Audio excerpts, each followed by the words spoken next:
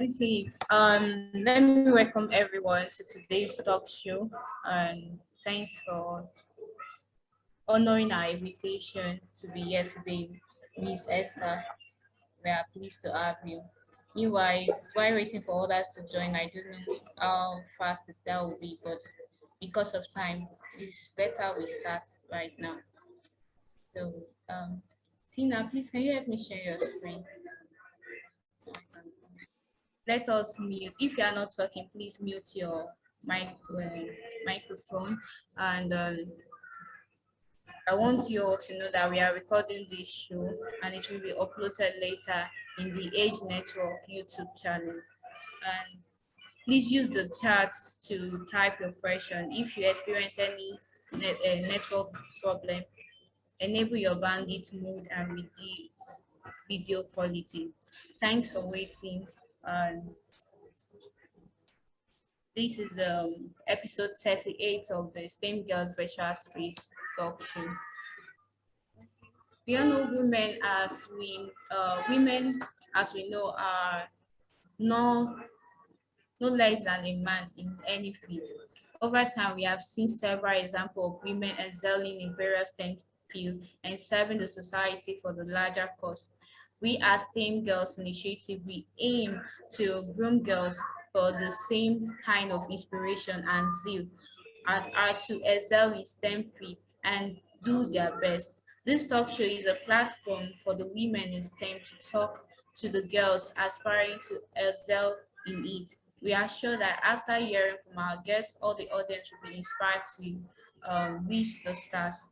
During the talk show, we would be conversing with a woman in the field of science, technology, engineering, and mathematics, a woman who has made a mark and have now gloriously taken the time to tell us about her journey and share with us her wisdom. Welcome, Mrs. Esther, once again. Our guest today Thank is you. Miss Esther Ejiro Gene Achari. Um, she is a director of the Tree Health on Elton, right? You try acting. Triathon, okay, a young-led non-profit. She formed in 2018 to promote health equity in Africa through community development, as well as theoretical and community-based research. She is also a global health researcher with several published papers in reputable international peer-reviewed journals. Additionally, she is a regular peer reviewer for the International Journal of Health and Life Science, the European Journal of Environment and Public Health, and International Journal of Travel Medicine. Last year, she worked as a freelance researcher and content distributor with China Africa Project, a non-partisan multimedia organization dedicated to explore every aspect of China engagement with Africa. In 2019, she represented the African Union in the in the Girls 20 Global Summit at the Canadian Embassy in Tokyo, where she helped prepare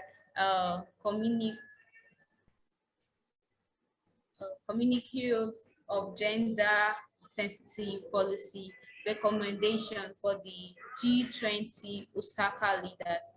Furthermore, she is a final year medicine and surgery student of the University of Ibadan, Nigeria. From 2019 to 2020, she worked as administrator of the institution's Young Researchers Club due to her contribution towards achieving the SDG 3.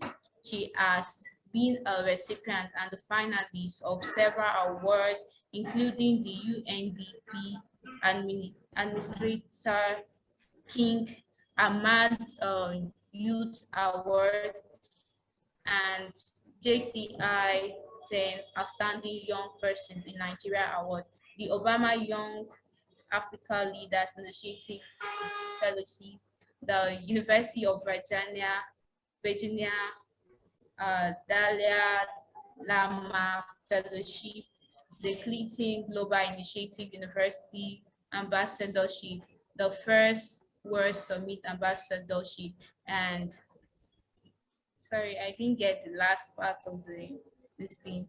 Welcome once again, Miss Esther Ajari. It's nice having you on the talk show today. I'm honored to be here. Okay, so we move on to the next, which is questions and answer. Okay, in the field of STEM, what makes you to, as a woman, as a girl, what makes you to go into the field of STEM? What inspired you today to become a STEM woman? I actually wanted to study engineering because I always thought numbers are very fascinating and I'm very good at it. But somewhere along the line, my best friend died from cancer, and he was a very young boy, and that really broke me. And I thought, okay, why don't I change my profession and study medicine so that I can probably work in the medical field someday and make sure that people don't die out of cancer. Anytime I tell this story, usually people are always tell me that, okay, do you want to specialize in oncology, which is the cancer units in medical research and science? But I'm like, no, I do not want to do that. I literally can't stand when people die, and oncology is like a very depressing field of medicine, if I would call it that. So basically, what I really see myself doing is after like getting my medical degree, I plan to work with policies to make sure that more girls can, number one, get into STEM. Number two, people don't have to die from cancer anymore because you can work in clinical field and try to make an impact as a doctor, but you can only save one or two patients at a time. But as a policymaker, you can help over a million, even a billion people all at once with just one right policy. So basically, that's why I got into medicine. Oh, wow, that's nice. To know that your friend inspired you to go into medicine, even though you wanted to study engineering.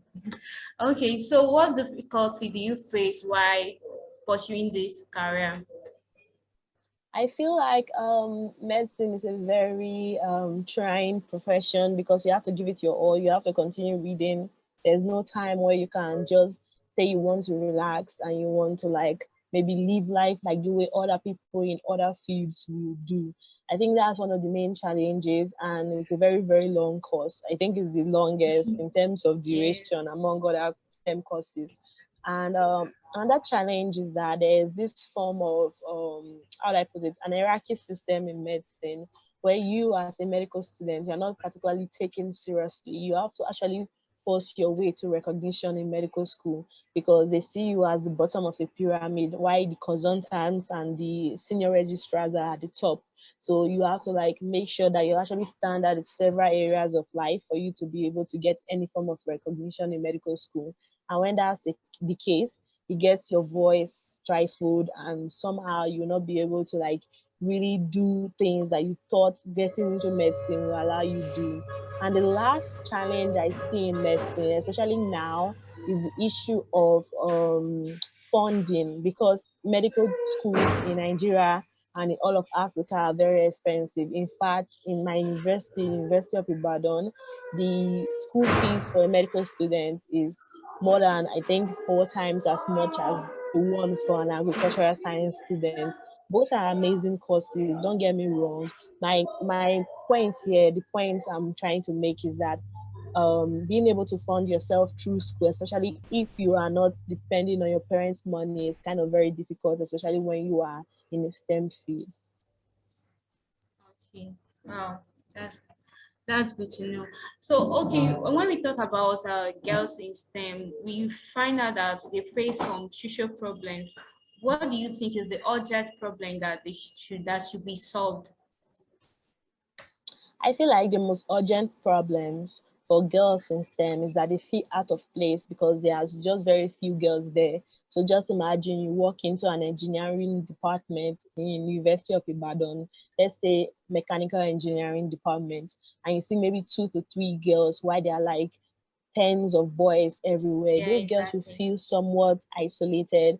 They'll feel like they don't really belong there. And when you don't, people around you, people in places of leadership in your career, they don't look like you, they don't think like you, they are different from you. It makes you start to question if you have what it takes to be able to rise in your career. So for me, that's the most, like that's the like the biggest issue for girls in STEM. They almost always feel out of place. Thank you for sharing that. But when we talk about women health, I'm very sure you know that there are programs. What program do you know or incentive that can help to increase the mobility of women health? Of women eds. Yes. Okay, so I think for me, I'm actually a big fan of anything related to sexual and reproductive health because for me, once you as a girl probably get pregnant or you get infected with some form of sexually transmitted disease, or even when you suffer from period poverty, you can't be able to fully function and fully like maximize the opportunities in the STEM field around you. So there are so many programs now in Nigeria that tries to like develop the sexual and reproductive health of Nigerian girls and even Africa girls in general. Like for example, my organization, the tries to like combat period poverty by teaching girls how to make reusable pads so they will not have to skip school, and they would give their full participation to school and extracurricular activities. There are some other organizations, like, for example, Girls 20 is part of them, but that one is a global organization. It doesn't just work in Nigeria or in Africa. There's also another global organization that I really like called She Decides. They are a true advocate for everything related to sexual and reproductive health. Beyond sexual and reproductive health, I feel like another key area for women, like women's health generally, is normal diseases, like for example a non-communicable disease. Like usually women are supposed to like be at lesser risk for these diseases. But a fun fact, I wouldn't really call it fun, I would say more of a saddening reality I just like got, is that when a woman suffers from probably cardiovascular disease and a man suffers from that same disease, the man is more likely to get access to the care they need and to the fast treatment. Of a woman, they wouldn't, because they either rely on their husband or their parents or people that some are don't really care too much about women's health in general. So like that's a very big deal, and I feel like there are so many organizations trying now to empower women so that they can have enough funds. And for example, there's an organization called friend founded that organization, and they do a lot of empowering of women, and I'm so proud of them. Can you hear me? Yeah, I can hear you now. Okay. I guess the network problem was cracking your voice. Okay. So, moving on to the next question. While you're in school, I'm very sure you face a lot of pressure from your friends, maybe from guys in the class, and even apart from that, you're a STEM woman now. What pressure do you feel back then in school and now that you're a STEM woman? Okay, you want me to talk about the pressure I face generally as a STEM woman? Yeah. Yes, yes. Okay, I feel like one of the major pressures I face is that people feel like all STEM women should fit into a box. So, for example, if you are studying, say, let me think, chemistry, and you are a very good chemist, they will feel like you should probably go into research afterwards. and become like progress, become a lecturer, then become a professor and do all of those publishing stuff. Like it's a box that is conventional for STEM women. And some of us, we don't particularly fit into those boxes. We have our own dreams, our own ideas for our future, and they seem very unconventional. So trying to explain to your colleagues, your peers that you're not going to like follow them in the same aspiration line, it kind of alienates you and makes you seem like probably like you're mad. So that's one pressure. And I think the second pressure I face is that having to navigate my life as a career woman and as a normal human being with emotions, with family needs, and all of that. Like it's really tasking, especially for medicine, because you are supposed to be in the hospital 24 hours, or even if you're not in the hospital for 24 hours, you're supposed to be accessible in case there's something going on in the hospital that needs your attention. And you have a life as a STEM woman. You are not defined by one thing. So like being able to juggle between these two parts of my life is kind of like a struggle I face as well.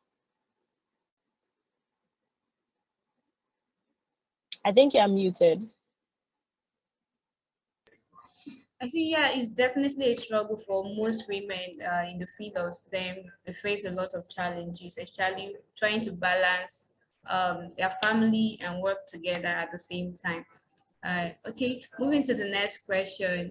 Uh, what do you think there is any opportunity like scholarship or support for girls out there that are interested to participate in STEM?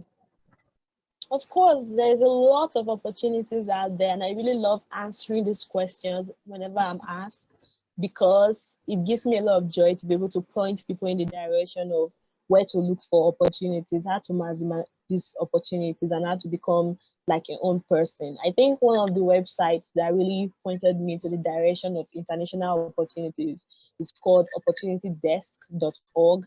They have everything ranging from scholarships, internships, jobs, fellowships, grants, mentorship, all forms of opportunities. In fact, even conference opportunities as well. And apart from Opportunity Desk, which is very popular, there's also the one called Opportunities for Sorry to cut it Africans, short. Sorry, you said opportunity. desk.org. Okay, okay, okay, okay. Then there is Opportunities for Africans.com. Then there's also Opportunities Corner. I don't know if it's a .org or a .com, but you can just type that on Google. And that particular website, Opportunities Corner, they deal with a lot of STEM internships. Like anywhere you are looking for, any form of STEM internship you are looking for, is you can find it there. I really recommend that particular website for STEM internships. But beyond STEM internships, every other opportunity you can also find on youthop.com, up, OP for opportunity. There's also oyaup.com, and several other websites.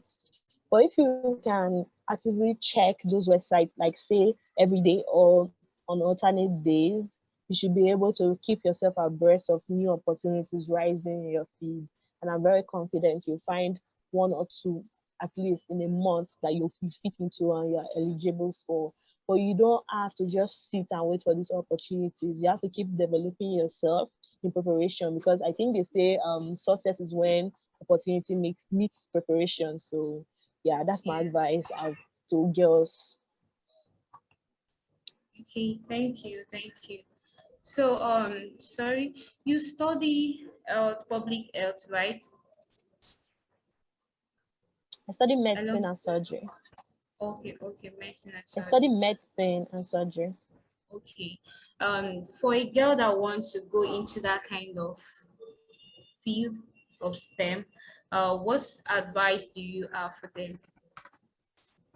I think the first advice I would give to anybody, girl or boy, is that they should be sure they want to actually study medicine. Because once you go into medicine and you're not sure, probably your parents are pushing you or your friends, or because of any form of peer pressure, you get very drained and you get very frustrated and you'll not perform well in medical school. So you have to be very sure that that's what you want and you have to consider the downside, the upside, and make your decision after a well-informed research. Then the second thing I would advise, if you've gotten into like medicine, or no, let me even go step by step, because it's kind of difficult to get medical admission if we are being serious and sincere. So if you've been trying as a girl to get into medical school and it's not coming, you are like, why does God hate me? Why is it that I'm the one that have coconut head and all my friends are getting in? Should not be too hard on yourself. The truth is, like, the people that are defining the medical field today, creating vaccines, medical devices, they did not particularly study medicine and surgery. They did something related, probably like biochemistry, something that is actually in the life science. And then for their postgraduate degree, they did a medical related course. So most people don't think about the postgraduate aspect. So they always feel like if I don't get into medicine and surgery, nobody will call me doctor. I'll not be able to contribute to the medical field. That's like a big lie. And even if you say, okay, it's medicine and surgery, that's path that you are going to, like, and jam is jamming you the way Nigerians say it. I feel like you should consider probably studying abroad, but you should not go to countries like Ukraine, Russia, and China. Maybe there are others on the list, but those three are the ones I've done quite a number of research on. I realized that they are kind of racist and they don't allow you as a girl or as a person to like touch their patients. So you'll not be able to properly interact with their patients like you would if you were in Nigeria. So probably go to the developed world. And if you are not even that financially buoyant to sponsor yourself into maybe the US, UK, Germany, and all those places, you can try Ghana. It's very close by and have a very good medical college.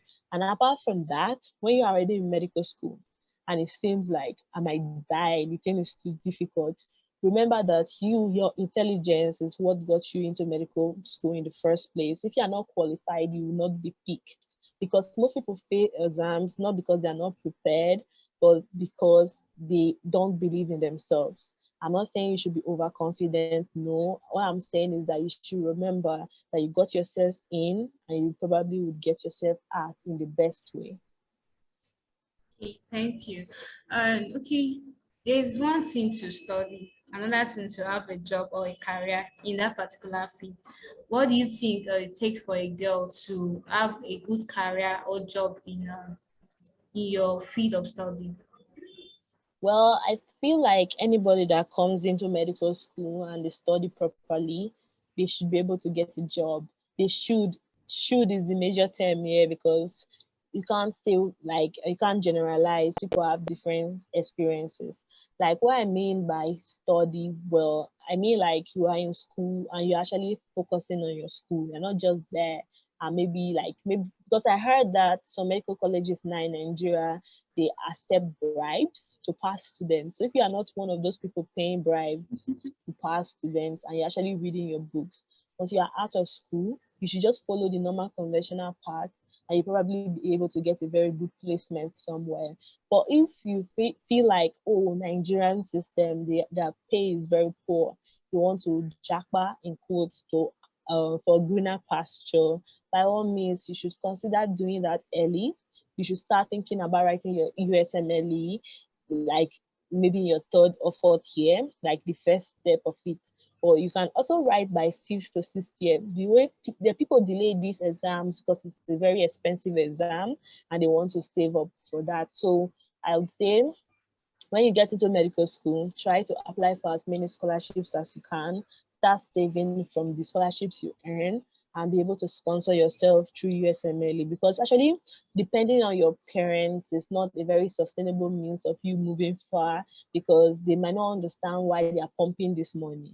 So that's my first advice. And the last advice I would give generally for you, if somehow you feel like, oh, I want to do USMLE, but there's no scholarship for me, there's no way I can save up, then you should probably do your as job, your NYC, and probably do 1 or 2 years of medical, being a medical officer, and save up from that before you go out of the country.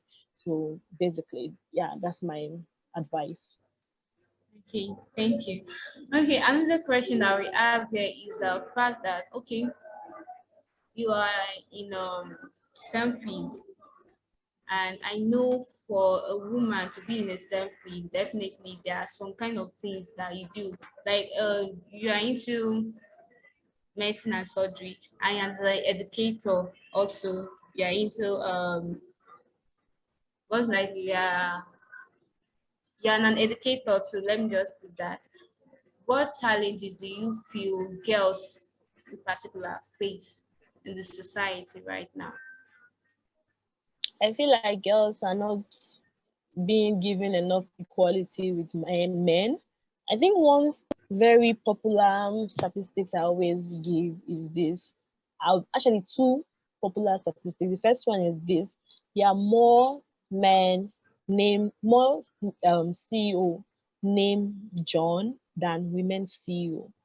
Is it not weird that just one name has a lot of men as CEO, but women generally, without any name specification, they are still fewer than that one. It really bothers me. That's the first one. The other statistics I'll give is this: women somehow feel they're not good enough. It's like the way the society has conditioned them, so much so that, for example, a woman that is maybe 99% qualified for a job will probably have doubts in them and they will not apply. Even if they are 100% qualified, they will still feel like, oh, there are people more qualified than them and they will not apply. But if a guy is like 66% qualified for a job, he's going to apply and he's going to believe it in his heart that he's going to get it. And it's not just negative belief, it's actually might actually get it because people always say, how do they get jobs that you're like 66% qualified for? The truth is, when an employer advertises a job, they don't that's their desire for the role. That's what they wish, their dream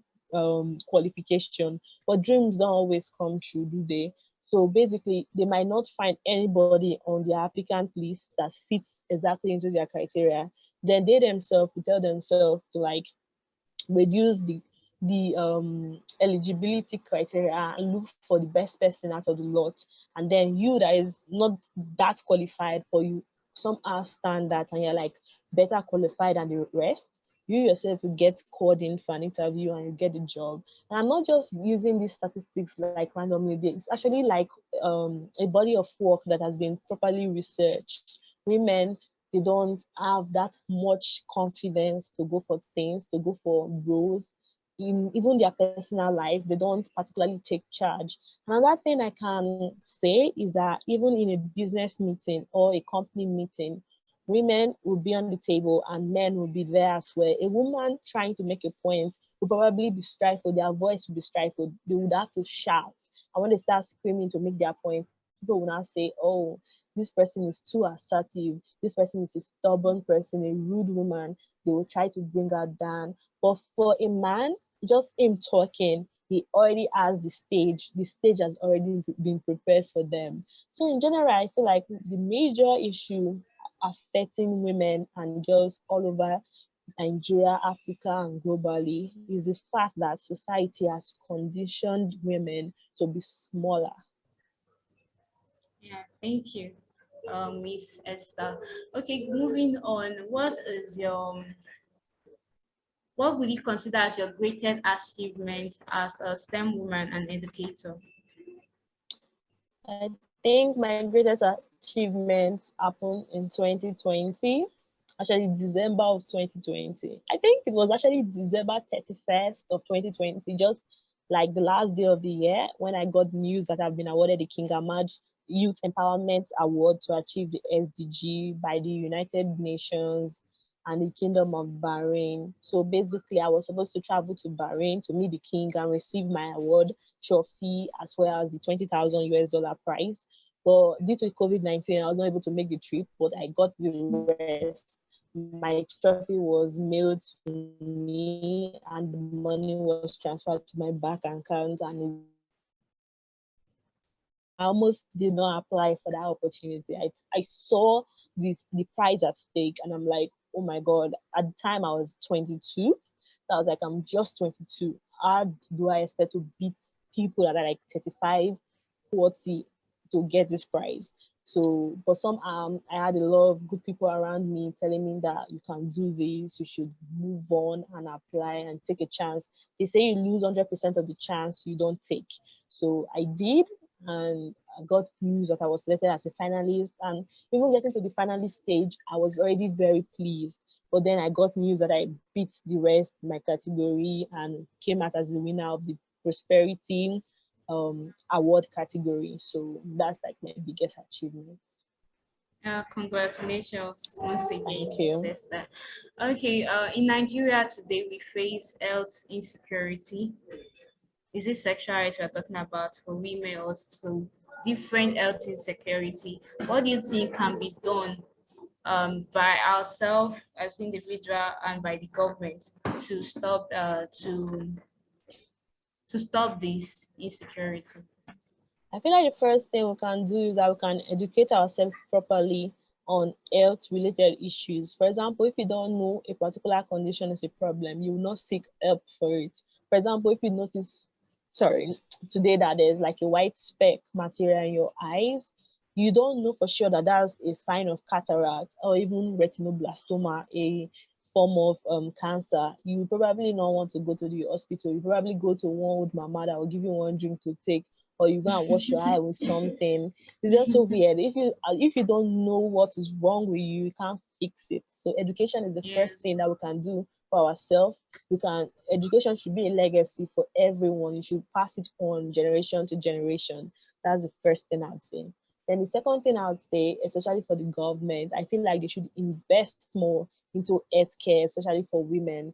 Like I said, women are dying every day due to the fact that they can't afford proper healthcare. They say we have a plan to achieve universal healthcare coverage. We're supposed to achieve that in 2030, but the way things are going, it cannot even happen because, for example, I think the national That's budget very bad. for health is very low. I think it's 3% this year, or it might actually be lower.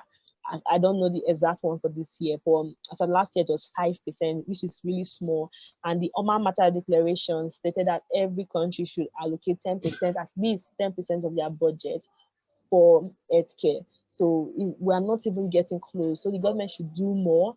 And another thing is the leaders, those people in the healthcare space that are supposed to be fighting for our rights, they are only there siphoning money, thinking about themselves, their family, and they are not really bothered about the general population. They have me, myself, and I mentality, and that should not be so. They should be our advocate.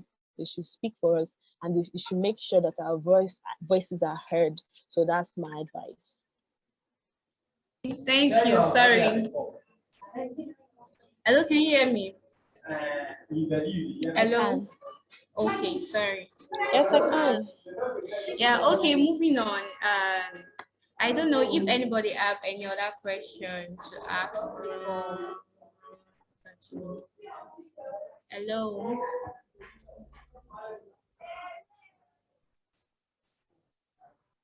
Esther. Do you have any Me? question? Oh, it's not you. Okay. Very great. Okay, I have a question to ask again. Okay, Okay. okay, when we talk about STEM, STEM is wide, definitely, and we find some girls finding it difficult to enter STEM, maybe probably because of their poor educational background, especially in mathematics. Um, but some grow up to go into other parts of STEM. What advice do you have for girls that actually love STEM, but they find it difficult in a particular subject to overcome that particular subject to enter into STEM course or in tertiary institution for career? I think that they should not be too hard on themselves. People in medical school, some of them are so poor in mathematics. Like, I think math is like the worst course for most medical students, but they are doing well in their field. So, although math is a requirement for you to be able to get in, and you're not getting it in secondary school, you're not understanding, you've tried, you don't understand. What you can do is maybe like now the world is a global stage, it's basically a global village. So if your teacher is not doing the best job, like customizing your education to fit you as a person, you can get the education for yourself by sourcing for materials online, going on YouTube and getting explanation in unconventional ways, people using exciting and off the classroom ways to explain STEM concepts to you, like people using real life examples to like really buttress the point and make sure that they understand. Like there are so many, for example, biology, I can give like a channel. There's this guy, they call him Bipin Sharma. He's an Indian friend of mine, and he's one of the finalists for the Global Student Prize. He runs a biology YouTube channel, and he uses like amazing examples to like really teach biology. For me, if you as a student you're facing issues with that particular subject and you go on his channel and you tell me that you don't like you've not overcame your fear or your dislike for biology, then I'll think you've not been serious with the channel. So there are a lot of materials online that will go beyond the normal classroom way of teaching, and you have to go the extra mile. If you identify something as your weakness, for example, maybe chemistry is your weakness, you have to give that more attention. But also keep in mind that you can't give it 100% of your attention because it means your normal subject that you're good at would have to suffer. So you have to like go the extra mile in essence.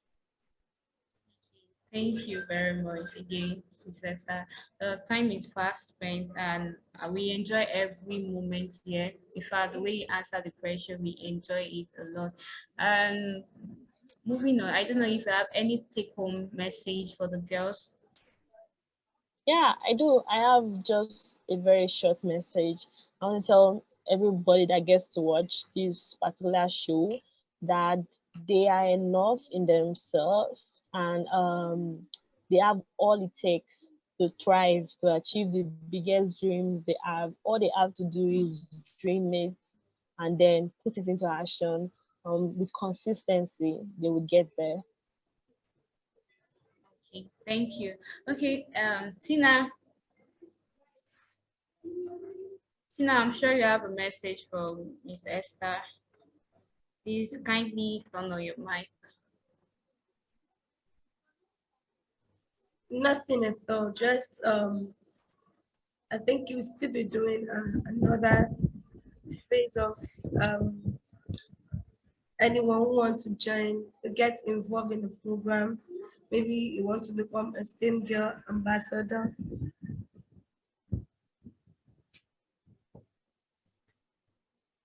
Is that supposed to be a question for me? Not a question. I did not particularly get what you said.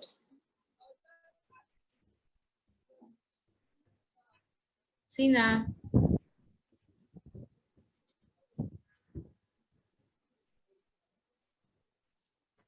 Can you hear me? I can. Okay. I'm saying I do not have any question for you. Thank you very much, Okay. Ma, for honoring our invitation. All So right. No problem. it's an honor to have you. It's an honor to speak as well. I think I would have to jump off this call and get ready for my next one. All right. Thank you very much. All right. Bye. Bye. All right, thank you everyone for joining. Briefly, we want to talk about the STEM Girls Talk Show. Our mission. Now, our mission is to encourage and promote participation of young girls in STEM, and then to hear the stories and journeys of women in STEM, and then to during this process we have answer questions for girls and for girls having regarding careers and studies in STEM fields to aspire to connect and to answer them all. Okay, so to become a STEM girl, how to get involved, can become a STEM girl, participate in the next talk show, in a STEM girls talk show, and interview amazing female scientists. Um, You can also become a mentor, a volunteer, mentor a girl, assisting organizing a STEM workshop or summit. Help us lead our STEM Girls Talk Show. You can also become a partner or a friend. This person will have to do organize a school club in your school, air our talk show in your radio stations, um, authorize sharing or using of your intellectual or virtual physical properties such as books, apps, event or for STEM girls programs. So you can also become a donor, donate for STEM Girls Summits, STEM Girls Talk Show, STEM Girls Awards, STEM Girls School Club, and STEM Girls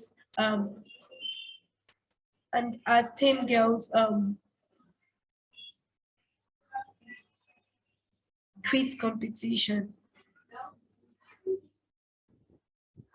Okay, so you can also become a STEM Girls ambassador to represent our STEM girls in public with partners and friends of STEM girls and convey positive messages about the different programs we have supported. So to get in touch and stay connected to us, we have our STEM girls at agenetwork.org. We have our Facebook page at the African Girls Empowerment Network STEM Girls Initiative. We also have the Twitter at Age Network at STEM Girls, and our WhatsApp contact displayed on the screen also. Thank you all for participating. We'll be calling it a day for today, virtual space. We really enjoyed and we appreciate you all, and we hope you all have learned a lot from this amazing speaker we have today. Thank you very much. Bye.